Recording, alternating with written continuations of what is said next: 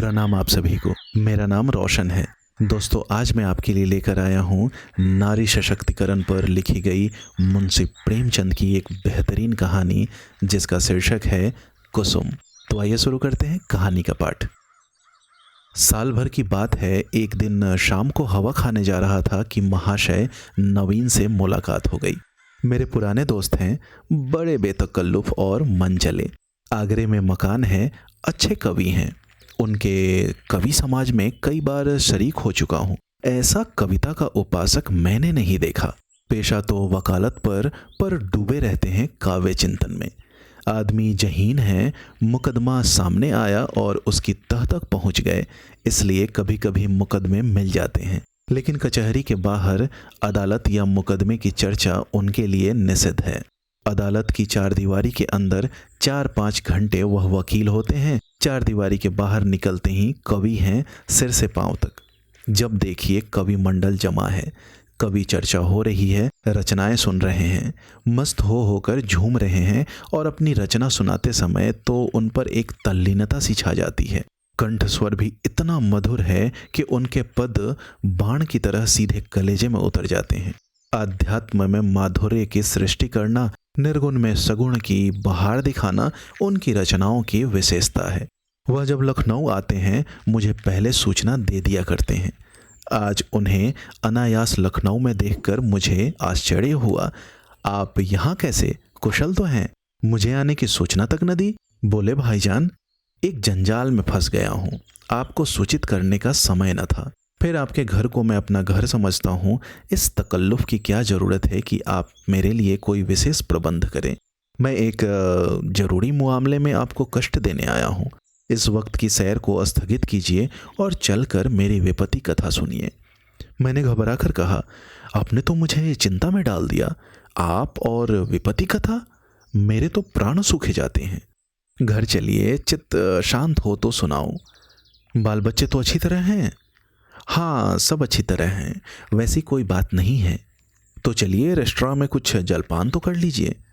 नहीं भाई, इस वक्त मुझे जलपान नहीं सोचता। हम दोनों घर की ओर चले।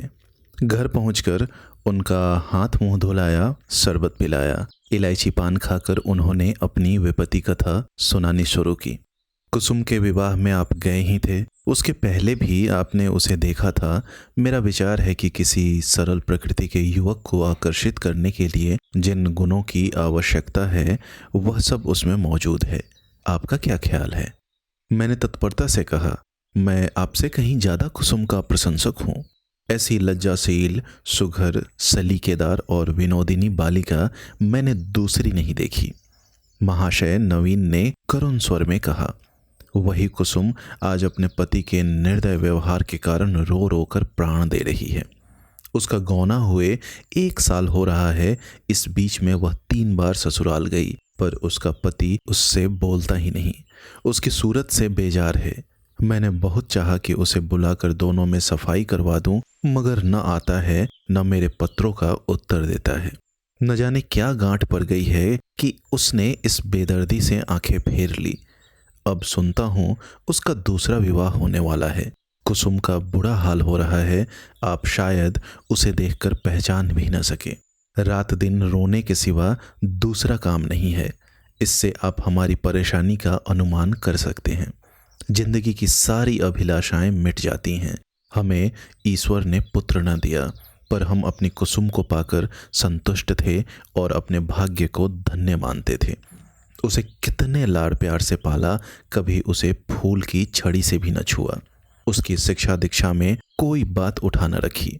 उसने बीए नहीं पास किया, लेकिन विचारों की प्रौढ़ता और ज्ञान विस्तार में किसी ऊंचे दर्जे की शिक्षित महिला से कम नहीं। आपने उसके लेख देखे हैं? मेरा ख्याल है बहुत कम देवियां वैसे लेख लिख सकती हैं। समाज, धर्म, नीति, सभी विषयों में उसके विचार बड़े परिष्कृत हैं। बहस करने में तो वह इतनी पटु है कि मुझे आश्चर्य होता है। गृह प्रबंधन में इतनी कुशल कि मेरे घर का प्रायः सारा प्रबंध उसी के हाथ में था, किंतु पति की दृष्टि में वह पांव की धूल के बराबर भी नहीं। बार बार पूछता हूँ, तूने उसे कुछ कह दिया है या क्या बात है? आखिर वह क्यों तुमसे इतना उदासीन है? इसके जवाब में रोकर यही कहती है, मुझसे तो उन्होंने कभी कोई बातचीत ही न की। मेरा विचार है कि पहले ही दिन दोनों में कुछ मनमुटाव हो गया। वह कुसुम के पास गया होगा और उससे कुछ पूछा होगा। उसने मारे शर्म के जवाब न दिया होगा। संभव है उससे दो चार बातें और भी की हो। कुसुम ने सिर न उठाया होगा। आप जानते ही हैं कि कितनी शर्मीली है। बस पतिदेव रूठ गए होंगे। मैं तो कल्पना ही नहीं कर सकता कि कुसुम जैसी बालिका से कोई पुरुष उदासीन रह सकता है। लेकिन दुर्भाग्य का कोई क्या करे।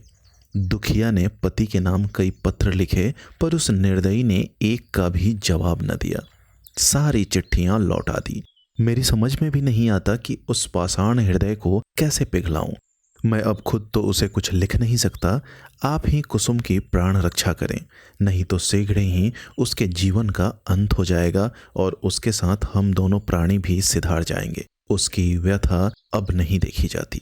नवीन जी की आंखें सजल हो गई। मुझे भी अत्यंत क्षोभ हुआ। उन्हें तसल्ली देता हुआ बोला, आप इतने दिनों इस चिंता में पड़े रहे, मुझसे पहले ही क्यों न कहा। मैं आज ही मुरादाबाद जाऊंगा और उस लौंडे की इस बुरी तरह खबर लूंगा कि वह भी याद करेगा। बच्चा को जबरदस्ती घसीट कर लाऊंगा और कुसुम के पैरों पर गिरा दूंगा। नवीन जी मेरे आत्मविश्वास पर मुस्कुराकर बोले, आप उससे क्या कहेंगे? यह न पूछिए।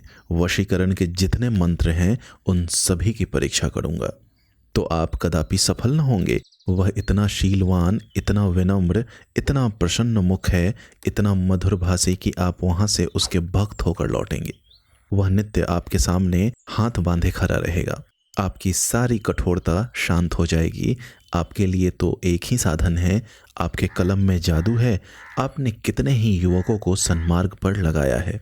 हृदय में सोई हुई मानवता को जगाना आपका कर्तव्य है।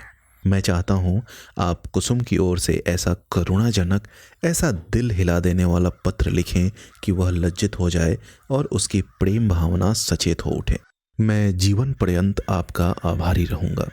नवीन जी कवि ही तो ठहरे। इस तजवीज में वास्तविकता की अपेक्षा कवित्व ही की प्रधानता थी। आप मेरे कई गल्पों को पढ़कर रो पड़े हैं। इससे आपको विश्वास हो गया है कि मैं चतुर सपेरे की भांति जिस दिल को चाहूं नचा सकता हूं। आपको यह मालूम नहीं कि सभी मनुष्य कवि नहीं होते और न एक से भावुक। जिन गल्पों को पढ़कर आप रोए हैं, उन्हीं गल्पों को पढ़कर कितने ही सज्जनों ने विरक्त होकर पुस्तक फेंक दी है। पर इन बातों का वह अवसर न था। वह समझते कि मैं अपना गला छुड़ाना चाहता हूँ, इसलिए मैंने सहृदयता से कहा, आपको बहुत दूर की सूझी। मैं इस प्रस्ताव से सहमत हूँ और यद्यपि आपने मेरी करुणोत्पादक शक्ति का अनुमान करने में अत्युक्ति से काम लिया है, लेकिन मैं आपको निराश न करूँगा। मैं पत्र लिखूँगा और यथाशक्ति उस युवक की न्याय बुद्धि को जगाने की चेष्टा भी करूँगा। लेकिन आप अनुचित न समझे तो पहले मुझे वह पत्र दिखा दें जो कुसुम ने अपने पति के नाम लिखे थे। उसने पत्र तो लौटा ही दिए हैं, और यदि कुसुम ने उन्हें फाड़ नहीं डाला हो तो उसके पास होंगे। उन पत्रों को देखने से मुझे ज्ञात हो जाएगा कि किन पहलुओं पर लिखने की गुंजाइश बाकी है। नवीन जी ने जेब से पत्रों का एक पुलिंदा निकालकर मेरे सामने रख दिया और बोले, मैं जानता था आप इन पत्रों को देखना चाहेंगे, इसलिए इन्हें साथ ले आया। आप इन्हें शौक से पढ़ें। कुसुम जैसी मेरी लड़की है, वैसी ही आपकी भी लड़की है। आपसे क्या पर्दा। सुगंधित गुलाबी चिकने कागज पर बहुत ही सुंदर अक्षरों में लिखे उन पत्रों को मैंने पढ़ना शुरू किया। मेरे स्वामी, मुझे यहाँ आए 1 सप्ताह हो गया, लेकिन आंखें पल भर के लिए भी नहीं झपकी।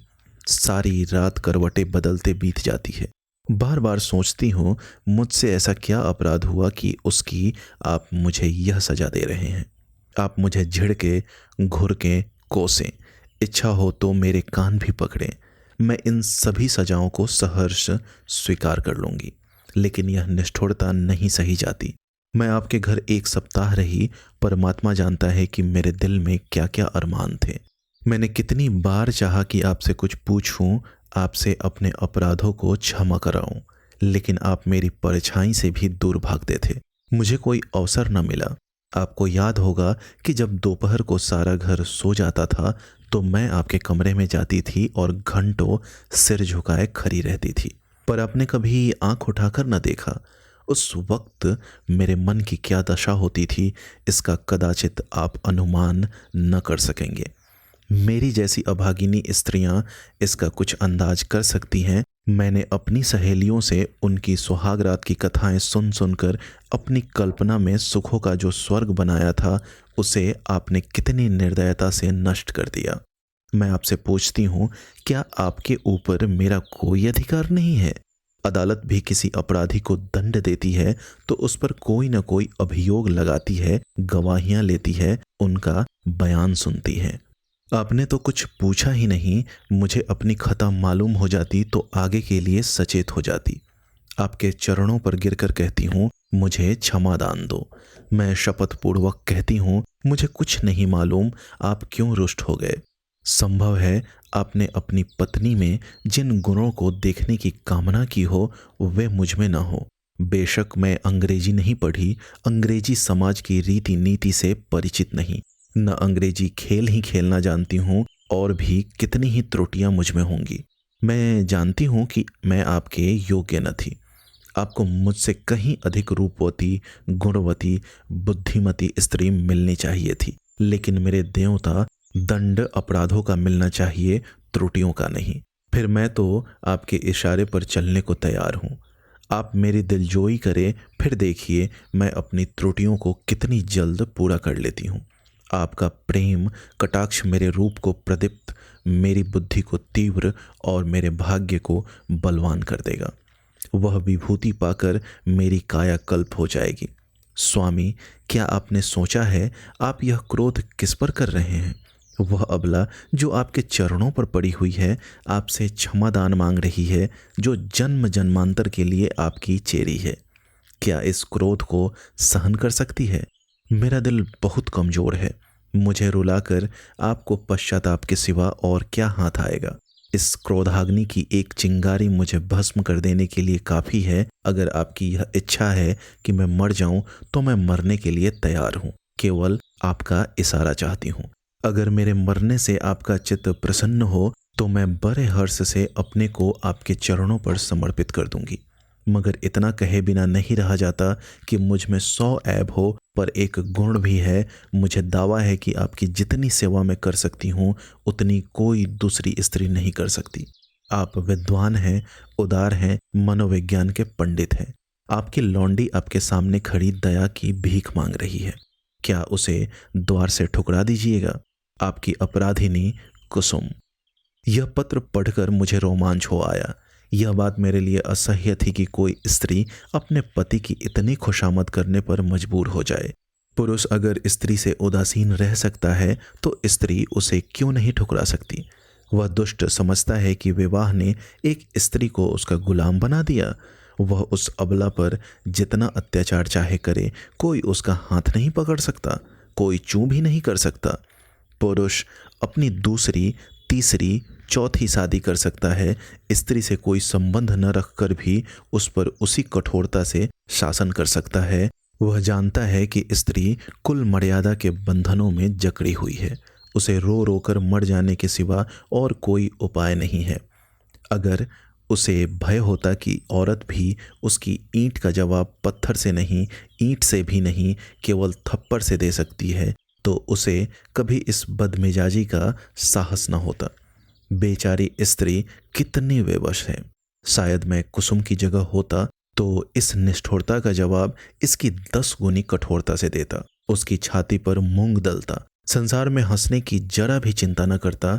समाज अबलाओं पर इतना जुल्म देख सकता है और चूं तक नहीं करता। उसके रोने या हंसने की मुझे जरा भी परवाह न होती। अरे अभागे युवक, तुझे खबर नहीं, तू अपने भविष्य की गर्दन पर कितनी बेदर्दी से छुरी फेर रहा है। यह वह समय है जब पुरुष को अपने प्रणय भंडार से स्त्री के माता पिता, भाई बहन, सखियां सहेलियां सभी के प्रेम की पूर्ति करनी पड़ती है।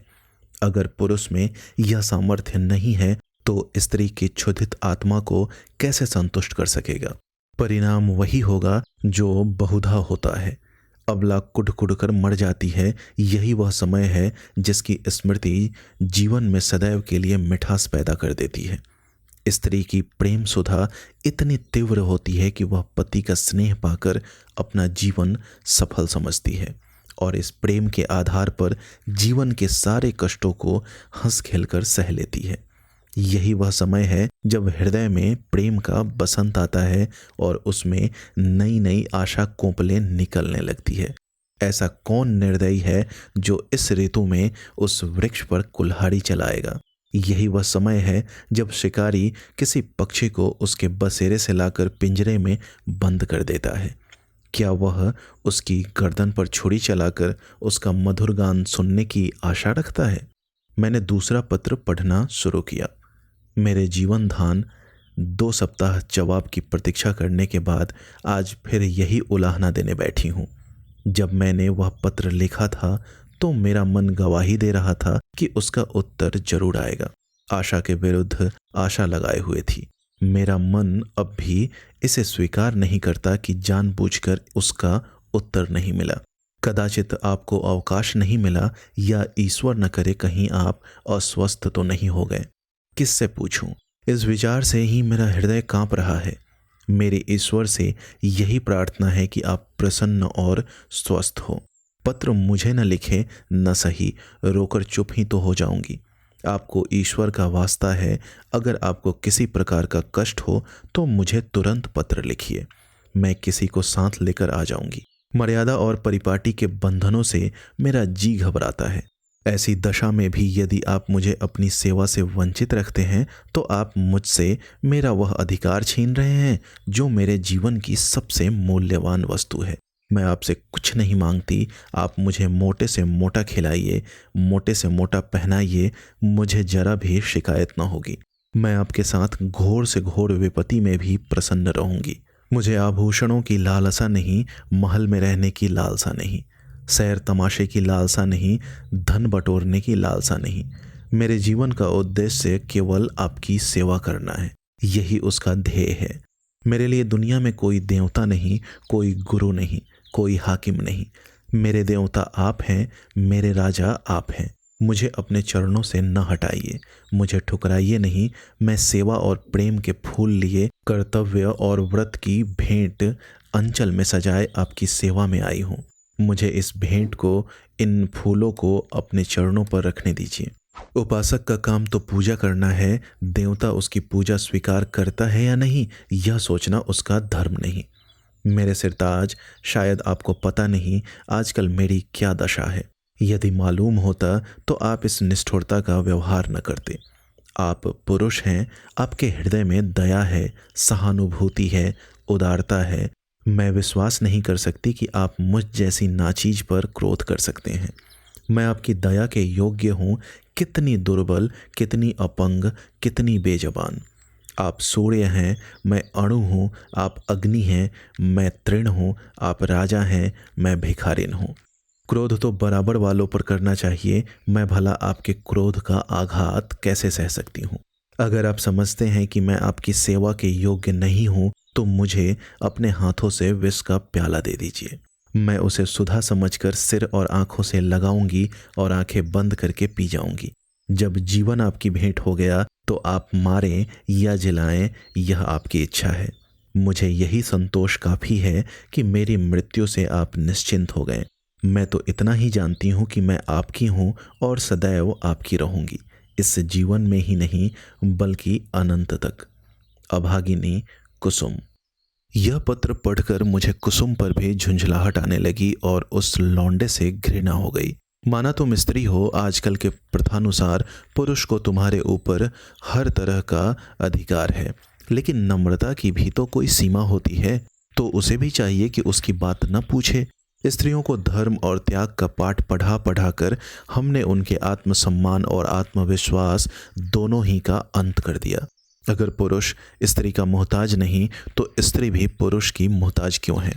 ईश्वर ने पुरुष को हाथ दिए हैं तो क्या स्त्री को उससे वंचित रखा है? पुरुष के पास बुद्धि है तो क्या स्त्री अबोधा है? इसी नम्रता ने तो मर्दों का मिजाज आसमान पर पहुंचा दिया है। पुरुष रूठ गया तो स्त्री के लिए मानो प्रलय आ गया। मैं तो समझता हूँ कुसुम नहीं, उसका अभागा पति ही दया के योग्य है, जो कुसुम जैसी स्त्री की कद्र नहीं कर सकता।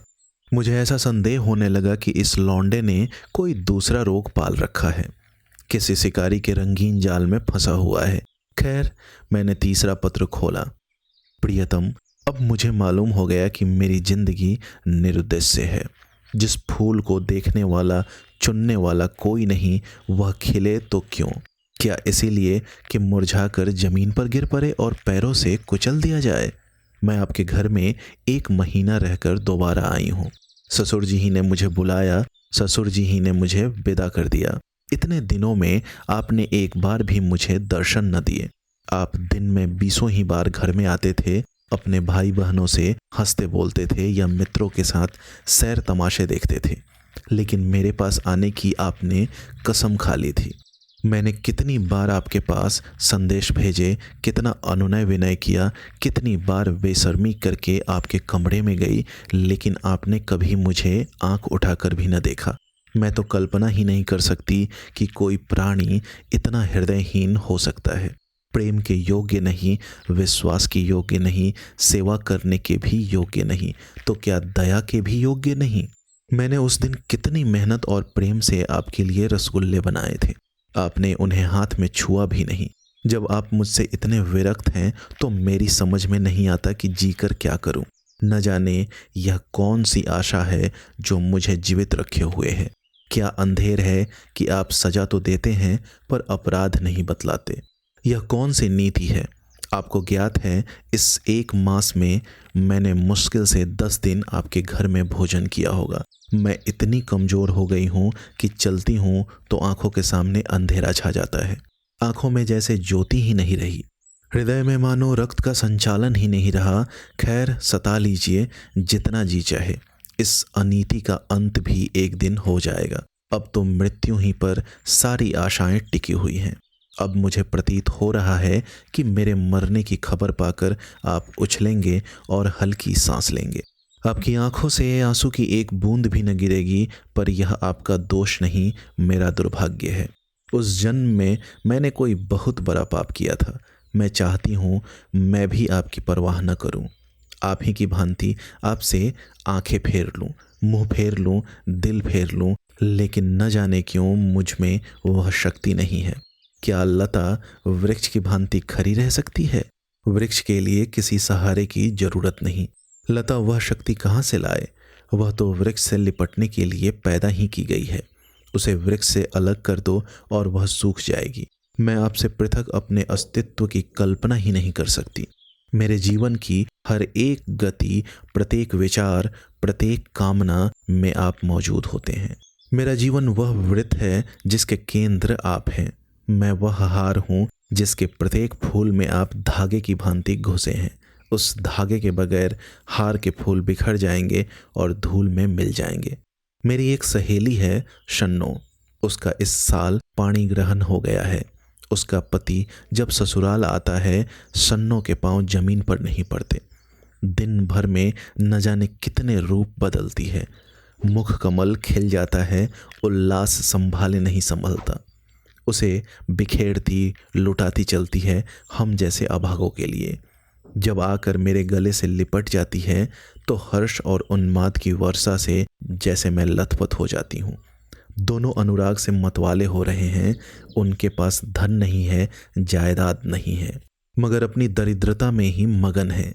इस अखंड प्रेम का एक क्षण उसकी तुलना में संसार की कौन सी वस्तु रखी जा सकती है? मैं जानती हूँ यह रंगरेलियाँ और बेफिक्रियाँ बहुत दिन न रहेगी। जीवन की चिंताएं और दुराशाएं उन्हें भी परास्त कर देंगी, लेकिन ये मधुर स्मृतियाँ संचित धन की भांति अंत तक उन्हें सहारा देती रहेंगी। प्रेम में भीगी हुई सूखी रोटियां, प्रेम में रंगे हुए मोटे कपड़े और प्रेम के प्रकाश से आलोकित छोटी सी कोठरी अपनी इस विपन्नता में भी वह स्वाद, वह शोभा और वह विश्राम रखती है जो शायद देवताओं को स्वर्ग में भी नसीब नहीं। जब सन्नो का पति अपने घर चला जाता है तो वह दुखिया किस तरह फूट फूट कर रोती है कि मेरा हृदय गदगद हो जाता है।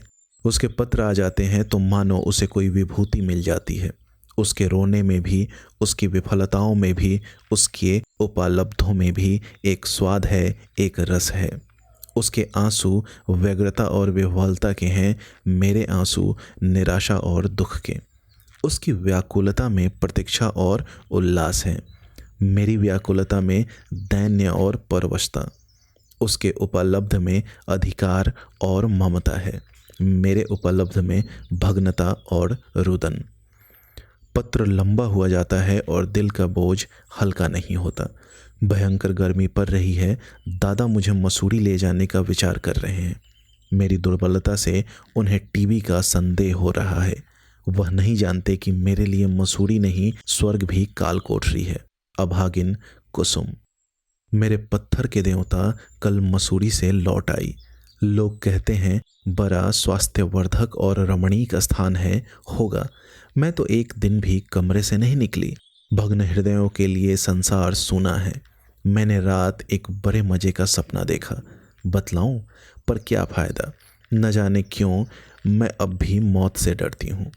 आशा का कच्चा धागा मुझे अब भी जीवन से बांधे हुए है। जीवन उद्यान के द्वार पर जाकर बिना सैर किए लौट आना कितना हसरतनाक है। अंदर क्या सुषमा है, क्या आनंद है। मेरे लिए वह द्वार ही बंद है। कितनी अभिलाषाओं से विहार का आनंद उठाने चली थी, कितनी तैयारियों से, पर मेरे पहुंचते ही द्वार बंद हो गया है। अच्छा बतलाओ, मैं मर जाऊंगी तो मेरी लाश पर आंसू की 2 बूंदें गिराओगे? जिसकी जिंदगी भर की जिम्मेदारी ली थी, जिसकी सदैव के लिए बाह पकड़ी थी, क्या उसके साथ इतनी भी उदारता न करोगे? मरने वालों के अपराध सभी क्षमा कर दिया करते हैं, तुम भी क्षमा कर देना। आकर मेरे शव को अपने हाथों से नहलाना, अपने हाथ से सुहाग के सिंदूर लगाना, अपने हाथ से सुहाग की चूड़ियाँ पहनाना, अपने हाथ से मेरे मुंह में गंगा जल डालना, 2-4 पग कंधा दे देना। बस मेरी आत्मा संतुष्ट हो जाएगी और तुम्हें आशीर्वाद देगी। मैं वचन देती हूँ कि मालिक के दरबार में तुम्हारा यश गाऊंगी। क्या यह भी महंगा सौदा है? इतने से शिष्टाचार से तुम अपनी सारी जिम्मेदारियों से मुक्त हुए जाते हो। आह, मुझे विश्वास होता कि तुम इतना शिष्टाचार करोगे तो मैं कितनी खुशी से मौत का स्वागत करती। लेकिन मैं तुम्हारे साथ अन्याय न करूंगी। तुम कितने ही निष्ठुर हो, इतने निर्दयी तो नहीं हो सकते।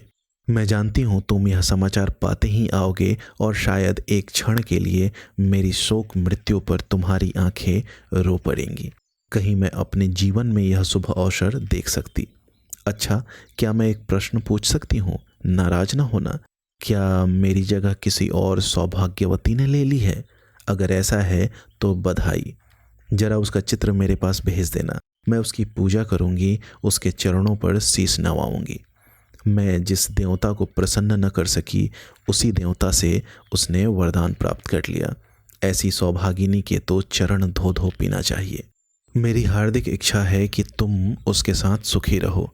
यदि मैं उस देवी की कुछ सेवा कर सकती, अपरोक्ष न सही परोक्ष रूप से ही तुम्हारे कुछ काम आ सकती।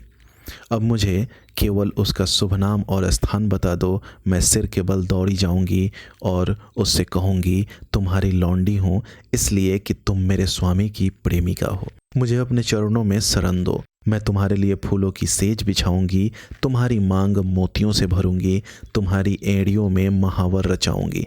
यह मेरी जीवन की साधना होगी। यह न समझना कि मैं जलूंगी या कुढ़ूंगी। जलन तब होती है जब कोई मुझसे मेरी वस्तु छीन रहा हो। जिस वस्तु को अपना समझने का मुझे कभी सौभाग्य न हुआ, उसके लिए मुझे जलन क्यों हो। अभी बहुत कुछ लिखना था, लेकिन डॉक्टर साहब आ गए हैं। बेचारा हृदय दाह को टीबी समझ रहा है। दुख की सताई हुई कुसुम।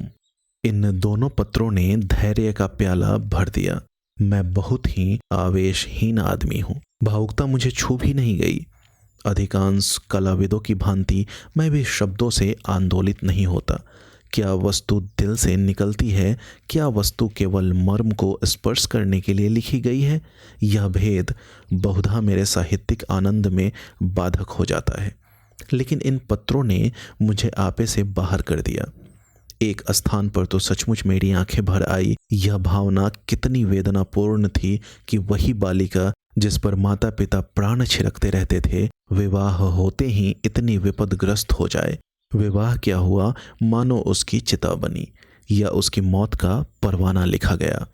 इसमें संदेह नहीं कि ऐसी वैवाहिक दुर्घटनाएं कम होती हैं, लेकिन समाज की वर्तमान दशा में उनकी संभावना बनी रहती है। जब तक स्त्री पुरुष के अधिकार समान न होंगे, ऐसे आघात नित्य होते रहेंगे। दुर्बल को सताना कदाचित प्राणियों का स्वभाव है। काटने वाले कुत्तों से लोग दूर भागते हैं, सीधे कुत्ते पर बाल वृंद विनोद के लिए पत्थर फेंकते हैं। तुम्हारे दो नौकर एक ही श्रेणी के हों, उनमें कभी झगड़ा ना होगा, लेकिन आज उनमें से एक को अफसर और दूसरे को उसका मातहत बना दो, फिर देखो अफसर साहब अपने मातहत पर कितना रौब जमाते हैं। सुखमय दाम्पत्य की नींव अधिकार साम्य ही पर रखी जा सकती है। इस वैषम्य में प्रेम का निवास नहीं हो सकता है। मुझे तो इसमें संदेह है, हम आज जिसे स्त्री पुरुषों में प्रेम कहते हैं, वह वही प्रेम है जो स्वामी को अपने पशु से होता है। पशु सिर झुकाए काम किए चला जाए, स्वामी उसे भूसा और खली भी देगा और उसकी देह भी सहलाएगा, उसे आभूषण भी पहनाएगा। लेकिन जानवर ने जरा चाल धीमी की, जरा गर्दन टेढ़ी की कि मालिक का चाबुक पीठ पर पड़ा। इसे प्रेम नहीं कहते। खैर, मैंने 5वां पत्र खोला। जैसा मुझे विश्वास था, आपने मेरे पिछले पत्र का भी उत्तर न दिया। इसका खुला हुआ अर्थ है कि आपने मुझे परित्याग करने का संकल्प कर लिया है। जैसी आपकी इच्छा। पुरुष के लिए स्त्री पांव की जूती है, स्त्री के लिए तो पुरुष देवतुल्य है, बल्कि देवता से भी बढ़कर। विवेक का उदय होते ही वह पति की कल्पना करने लगती है। मैंने भी वही किया। जिस समय मैं गुड़िया खेलती थी, उसी समय आपने गुड्डे के रूप में मेरे मनोदेश में प्रवेश किया। मैंने आपके चरणों को पखाड़ा, माला, फूल और नैवेद्य से आपका सत्कार किया। कुछ दिनों के बाद कहानियां सुनने और पढ़ने की चाट पड़ी। तब आप कथाओं के नायक के रूप में मेरे घर आए। मैंने आपको हृदय में स्थान दिया। बाल्यकाल ही से आप किसी न किसी रूप में मेरे जीवन में घुसे हुए थे। वे भावनाएं मेरे अंतःस्थल की गहराइयों तक पहुंच गई है। मेरे अस्तित्व का एक एक अणु उन भावनाओं से गुथा हुआ है। उन्हें दिल से निकाल डालना सहज नहीं है। उसके साथ मेरे जीवन के परमाणु भी बिखर जाएंगे। लेकिन आपकी यही इच्छा है तो यही सही। मैं आपकी सेवा में सब कुछ करने को तैयार थी। अभाव और विपन्नता का तो कहना ही क्या। मैं तो अपने को मिटा देने को भी राजी थी। आपकी सेवा में मिट जाना ही मेरे जीवन का उद्देश्य था। मैंने लज्जा और संकोच का परित्याग किया, आत्मसम्मान को पैरों से कुचला, लेकिन आप मुझे स्वीकार नहीं करना चाहते। मजबूर हूँ। आपका कोई दोष नहीं। अवश्य मुझसे कोई ऐसी बात हो गई है जिसने आपको इतना कठोर बना दिया है। आप उसे जबान पर लाना भी उचित नहीं समझते। मैं इस निष्ठुरता के सिवा और हर एक सजा झेलने को तैयार थी। आपके हाथ से जहर का प्याला लेकर पी जाने में मुझे विलंब न होता, किंतु विधि की गति निराली है। मुझे पहले इस सत्य के स्वीकार करने में बाधा थी कि स्त्री पुरुष की दासी है। मैं उसे पुरुष की सहचरी, अर्धांगिनी समझती थी, पर अब मेरी आंखें खुल गई। मैंने कई दिन हुए एक पुस्तक में पढ़ा था कि आदिकाल में स्त्री पुरुष की उसी तरह संपत्ति थी जैसा गाय बैल या खेती बाड़ी। पुरुष को अधिकार था स्त्री को बेचे, गिरो रखे या मार डाले। विवाह की प्रथा उस समय केवल यह थी कि वर पक्ष अपने सूर सामंतों को लेकर सशस्त्र आता था, कन्या को उड़ा ले जाता था। कन्या के साथ कन्या के घर में रुपया पैसा, अनाज या पशु जो कुछ उसके हाथ लग जाता था, उसे भी उठा ले जाता था। वह स्त्री को अपने घर में ले जाकर उसके पैरों में बेरियां डालकर घर के अंदर बंद कर देता था। उसके आत्मसम्मान के भावों को मिटाने के लिए यह उपदेश दिया जाता था कि पुरुष ही उसका देवता है। सुहाग स्त्री की सबसे बड़ी विभूति है। आज कई हजार वर्षों के बीतने पर पुरुष के उस मनोभाव में कोई परिवर्तन नहीं हुआ। पुरानी सभी प्रथाएं कुछ विकृत या संस्कृत रूप में मौजूद हैं। मुझे आज मालूम हुआ कि उस लेखक ने स्त्री समाज की दशा का कितना सुंदर निरूपण किया था। अब आपसे मेरा सविनय अनुरोध है, और यही अंतिम अनुरोध है, कि आप मेरे पत्रों को लौटा दें। आपके दिए हुए गहने और कपड़े अब मेरे किसी काम के नहीं। इन्हें अपने पास रखने का मुझे कोई अधिकार नहीं। आप जिस समय चाहें वापस मंगवा लें। मैंने उन्हें एक पेटारी में बंद करके अलग रख दिया है। उसकी सूची भी वहीं रखी हुई है, मिला लीजिएगा। आज से आप मेरी जबान या कलम से कोई शिकायत न सुनेंगे। इस भ्रम को भूलकर भी दिल में स्थान न दीजिएगा कि मैं आपसे बेवफाई या विश्वासघात करूंगी। मैं इसी घर में कुढ़ कुढ़ कर मर जाऊंगी, पर आपकी ओर से मेरा मन कभी मैला ना होगा। मैं जिस जलवायु में पली हूँ उसका मूल तत्व है पति में श्रद्धा। ईर्ष्या या जलन भी उस भावना को मेरे दिल से नहीं निकाल सकती। मैं आपकी कुल मर्यादा की रक्षिका हूँ, उस अमानत में जीते जी खनायत न करूँगी। अगर मेरे बस में होता तो मैं उसे भी वापस कर देती, लेकिन यहाँ मैं भी मजबूर हूँ और आप भी मजबूर हैं। मेरी ईश्वर से यही विनती है कि आप जहाँ रहें कुशल से रहें। जीवन में मुझे सबसे कटु अनुभव जो हुआ वह यही है कि नारी जीवन अधम है, अपने लिए, अपने माता पिता के लिए, अपने पति के लिए। उसकी कदर न माता के घर में है न पति के घर में। मेरा घर शोकागार बना हुआ है। अम्मा रो रही है, दादा रो रहे हैं, कुटुंब के लोग रो रहे हैं। एक मेरी जान से लोगों को कितनी मानसिक वेदना हो रही है। कदाचित वे सोचते होंगे यह कन्या कुल में न आती तो अच्छा होता, मगर सारी दुनिया एक तरफ हो जाए आपके ऊपर विजय नहीं पा सकती। आप मेरे प्रभु हैं, आपका फैसला अटल है, उसकी कहीं अपील नहीं, कहीं फरियाद नहीं। खैर, आज से यह कांड समाप्त हुआ। अब मैं हूँ और मेरा दलित भग्न हृदय। हसरत यही है कि आपकी कुछ सेवा न कर सकी। अभागिनी कुसुम। मालूम नहीं मैं कितनी देर तक मूक वेदना की दशा में बैठा रहा कि महाशय नवीन बोले, आपने इन पत्रों को पढ़कर क्या निश्चय किया? मैंने रोते हुए हृदय से कहा, अगर इन पत्रों ने उस नर पिशाच के दिल पर कोई असर न किया तो मेरा पत्र भला क्या असर करेगा? इससे अधिक करुणा और वेदना मेरी शक्ति के बाहर है। ऐसा कौन सा धार्मिक भाव है जिसे इन पत्रों में स्पर्श न किया गया हो? दया, लज्जा, तिरस्कार, न्याय, मेरे विचार में तो कुसुम ने कोई पहलू नहीं छोड़ा। मेरे लिए अब यही अंतिम उपाय है कि उस शैतान के सिर पर सवार हो जाऊं और उससे मुंह दर मुंह बातें करके इस समस्या की तह तक पहुंचने की चेष्टा करूं। अगर उसने मुझे कोई संतोषप्रद उत्तर न दिया तो मैं उसका और अपना खून एक कर दूंगा।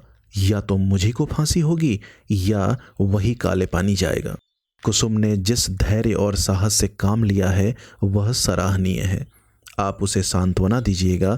मैं आज रात की गाड़ी से मुरादाबाद जाऊंगा और परसों तक जैसी कुछ परिस्थिति होगी उसकी आपको सूचना दूंगा।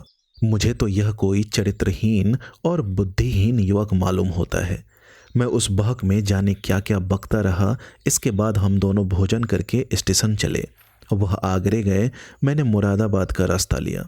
उनके प्राण अब भी सूखे जाते थे कि क्रोध के आवेश में कोई पागलपन न कर बैठूं। मेरे बहुत समझाने पर उनका चित्त शांत हुआ। मैं प्रातःकाल मुरादाबाद पहुंचा और जांच शुरू कर दी। इस युवक के चरित्र के विषय में मुझे जो संदेह था वह गलत निकला। मोहल्ले में, कॉलेज में, उसके इष्ट मित्रों में सभी उसके प्रशंसक थे। अंधेरा और गहरा होता हुआ जान पड़ा। संध्या समय मैं उसके घर जा पहुंचा। जिस निष्कपट भाव से वह दौड़कर मेरे पैरों पर झुका वह भी मैं नहीं भूल सकता। ऐसा वाक चतुर, ऐसा सुशील और विनित युवक मैंने नहीं देखा। बाहर और भीतर में इतना आकाश पाताल का अंतर मैंने कभी न देखा था। मैंने कुशल क्षेम और शिष्टाचार के 2-4 वाक्यों के बाद पूछा, तुमसे मिलकर चित्त प्रसन्न हुआ, लेकिन आखिर कुसुम ने क्या अपराध किया है जिसका तुम उसे इतना कठोर दंड दे रहे हो? उसने तुम्हारे पास कई पत्र लिखे, तुमने एक का भी उत्तर न दिया। वह 2-3 बार यहाँ भी आई पर तुम उससे बोले तक नहीं। क्या उस निर्दोष बालिका के साथ तुम्हारा यह अन्याय नहीं है? युवक ने लज्जित भाव से कहा, बहुत अच्छा होता कि आपने इस प्रश्न को न उठाया होता।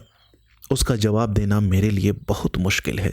मैंने तो इसे आप लोगों के अनुमान पर छोड़ दिया था, लेकिन इस गलतफहमी को दूर करने के लिए मुझे विवश होकर कहना पड़ेगा। यह कहते कहते वह चुप हो गया। बिजली की बत्ती पर भांति भांति के कीट पतंगे जमा हो गए। कई झिंगुर उछल उछल कर मुंह पर आ जाते थे और जैसे मनुष्य पर अपनी विजय का परिचय देकर उड़ जाते थे। एक बड़ा सा अकफोड़ भी मेज पर बैठा था और शायद जस्त मारने के लिए अपनी देह तौल रहा था।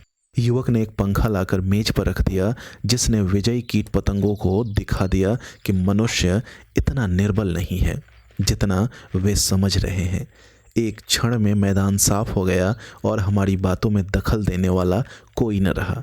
युवक ने सकुचाते हुए कहा, संभव है आप मुझे अत्यंत लोभी, कमीना और स्वार्थी समझें, लेकिन यथार्थ यह है कि इस विवाह से मेरी वह अभिलाषा न पूरी हुई जो मुझे प्राणों से भी प्रिय थी।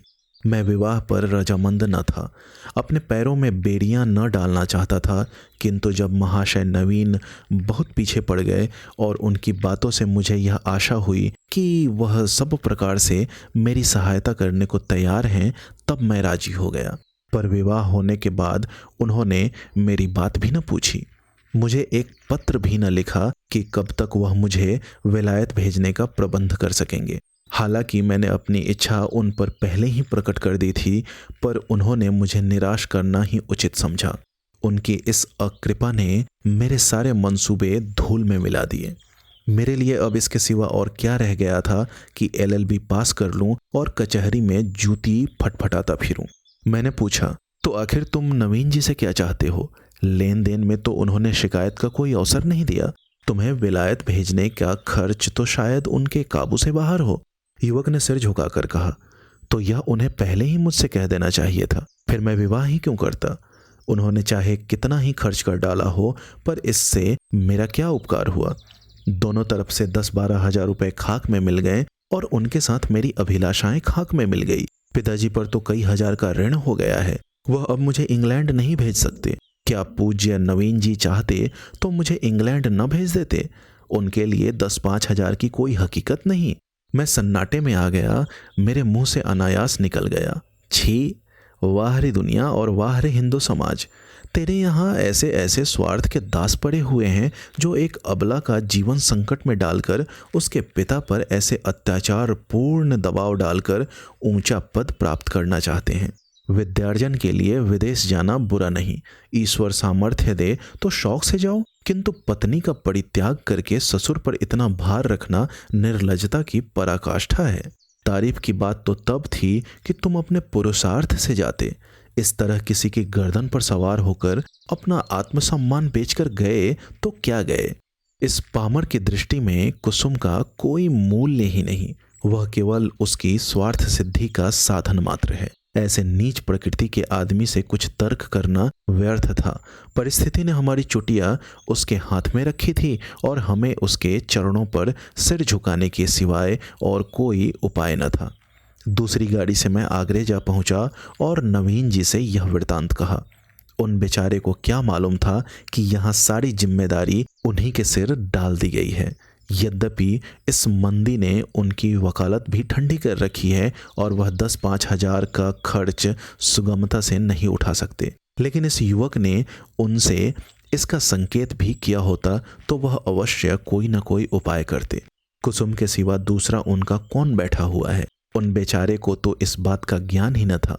अतएव मैंने यूं ही उनसे यह समाचार कहा तो वह बोल उठे, छी, इस जरा सी बात को इस भले आदमी ने इतना तूल दे दिया। आप आज ही उसे लिख दें कि वह जिस वक्त जहां पढ़ने के लिए जाना चाहे शौक से जा सकता है। मैं उसका सारा भार स्वीकार करता हूँ। साल भर तक निर्दयी ने कुसुम को रुला रुला कर मार डाला। घर में इसकी चर्चा हुई। कुसुम ने भी माँ से सुना। मालूम हुआ 1000 का चेक उसके पति के नाम भेजा जा रहा है, पर इस तरह जैसे किसी संकट का मोचन करने के लिए अनुष्ठान किया जा रहा हो। कुसुम ने भ्रिकुटी सिकोड़ कर कहा, अम्मा, दादा से कह दो कहीं रुपए भेजने की जरूरत नहीं। माता ने विस्मित होकर बालिका की ओर देखा। कैसे रुपए? अच्छा, वह क्यों? इसमें क्या हर्ज है? लड़के का मन है तो विलायत जाकर पढ़े, हम क्यों रोकने लगे? यो भी उसी का है, वो भी उसी का है, हमें कौन छाती पर लाद कर ले जाना है? नहीं, आप दादा से कह दीजिए 1 पाई न भेजे। आखिर इसमें क्या बुराई है? इसीलिए कि यह उसी तरह की डाकाजनी है जैसी बदमाश लोग किया करते हैं। किसी आदमी को पकड़ कर ले गए और उसके घर वालों से उसके मुक्ति धन के तौर पर अच्छी रकम ऐंठ ली। माता ने तिरस्कार की आंखों से देखा। कैसी बातें करती हो बेटी, इतने दिनों के बाद तो जाके देवता सीधे हुए हैं और तुम उन्हें फिर चिढ़ाए देती हो। कुसुम ने झल्ला कर कहा, ऐसे देवता का रूठे रहना ही अच्छा। जो आदमी इतना स्वार्थी, इतना दम्भी, इतना नीच है, उसके साथ मेरा निर्वाह न होगा। मैं कह देती हूँ, वहाँ रुपए गए तो मैं जहर खा लूँगी। इसे दिल लगी ना समझना। मैं ऐसे आदमी का मुंह भी नहीं देखना चाहती। दादा से कह देना, अगर तुम्हें डर लगता हो तो मैं खुद कह दूं। मैंने स्वतंत्र रहने का निश्चय कर लिया है। माँ ने देखा लड़की का मुखमंडल आरक्त हो उठा है, मानो इस प्रश्न पर वह न कुछ कहना चाहती है न कुछ सुनना। दूसरे दिन नवीन जी ने यह हाल मुझसे कहा तो मैं एक आत्मविस्मृत की दशा में दौड़ा हुआ गया और कुसुम को गले लगा लिया। मैं नारियों में ऐसा ही आत्माभिमान देखना चाहता हूँ। कुसुम ने वह कर दिखाया जो मेरे मन में था और जिसे प्रकट करने का साहस मुझ में न था। साल भर हो गया है, कुसुम ने पति के पास एक पत्र भी नहीं लिखा और न उसका जिक्र ही करती है। नवीन जी ने कई बार जमाई को मना लाने की इच्छा प्रकट की, पर कुसुम उसका नाम भी नहीं सुनना चाहती। उसमें स्वावलंबन की ऐसी दृढ़ता आ गई है कि आश्चर्य होता है। उसके मुख पर निराशा और वेदना के पीलेपन और तेजहीनता की जगह स्वाभिमान और स्वतंत्रता की लाली और तेजस्विता भासित हो गई है। दोस्तों, उम्मीद करता हूँ यह कहानी आपको पसंद आई होगी। ऐसी ही ढेरों कहानियाँ सुनने के लिए आप हमारे चैनल से जुड़े रहें। बहुत बहुत धन्यवाद।